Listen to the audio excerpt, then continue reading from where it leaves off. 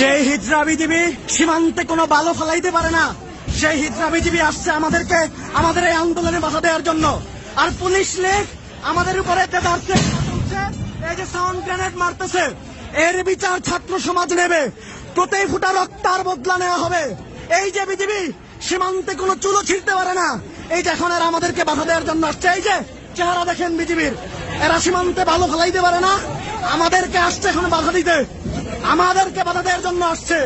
Police আমাকে গুলি করেছে, আমার সহযোদ্ধাদের উপরে গুলি চালিয়েছে, টিয়ার শেল মেরেছে, আমরা শত শত মানুষ আহত। পুলিশ চারপাশ থেকে সাউন্ড গ্রেনেড মারতেছে ছাত্রদের আন্দোলন বন্ধ করার জন্য।